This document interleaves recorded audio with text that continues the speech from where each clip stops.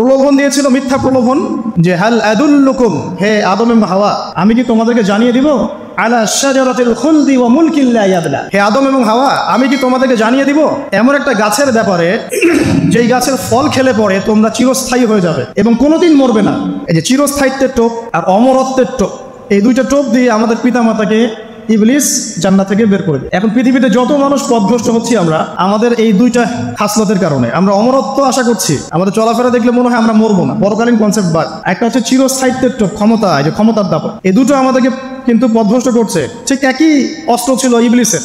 সূরা আরাফ পড়ে দেখেন, আমি কোনো কিছু বানিয়ে বলছি না। তখন আল্লাহ পাক বললেন যে ইয়া বানি আদম, হে বনু আদম, আদমের সন্তান যারা আছো, আমাদেরকে আল্লাহ পাক বলছে তোমরা শোনো, লা ইয়াফতিনান্নাকুমুশ শাইতান, শয়তান যেন তোমাদেরকে ফিতনায় না ফেলতে পারে। কামা আখরাজা আবাওয়াইকুম মিনাল জান্নাহ, ঠিক যেমন করে তোমাদের পিতামাতাকে শয়তান জান্নাত থেকে বের করে দিয়েছে। যেহেতু আমাদের পিতা আর মাতাকে শয়তান জান্নাত থেকে বের করে দিয়েছে, আল্লাহ পাক এই আদমের সন্তানদেরকে বলছেন তোমরা সতর্ক থেকো, তোমাদেরকে যেন শয়তান জান্নাত থেকে যেভাবে বের করেছিল তোমার পিতা মাতাকে, এমন করতে না পারে। আর কি করতে না পারে?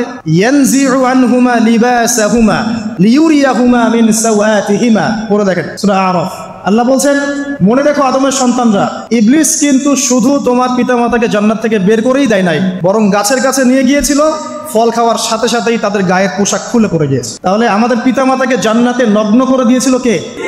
সেই কথা আল্লাহ পাক বলছেন আদম সন্তানদেরকে তোমরা সতর্ক থেকো, তোমাদেরকে যেন ইবলিস নগ্ন করতে না পারে, ঠিক যেমন করে তোমাদের পিতামাতাকে করেছে। তাহলে এখন যে পুরো বিশ্ব জুড়ে নগ্নতার যে সংস্কৃতি চলছে, এরা কার এজেন্ডা বাস্তবায়ন করছে বুঝতে পারছেন? কোরআন পড়েন, পৃথিবীতে যত সভ্যতা চলে গেছে, ব্যাবিলনের সভ্যতা, চাইনিজদের সভ্যতা, তারপরে যে আমাদের মাও সেতুং, ইতালির মুসোলিনি, এদিকে জ্যাপল সাথে, এদিকে আপনার ফিডেল ক্যাস্ট্রোর কথা বলেন, ওই পশ্চিমা সভ্যতা বাদ দিয়ে যত বড় বড় সভ্যতা রিনাউন্ড, সবার পোশাক ছিল শালীন। আমি চ্যালেঞ্জ করলাম, খুঁজে দেখেন চাইনিজদের পোশাক দেখেন, আগেকার পোশাক, 1000 বছর আগের পোশাক, শালীন পোশাক, তারা কিন্তু মুসলিম ছিলেন না। আপনি এই ব্যাবিলনের সভ্যতা দেখেন, ব্যাবিলনের সভ্যতা অনেক প্রাচীন না?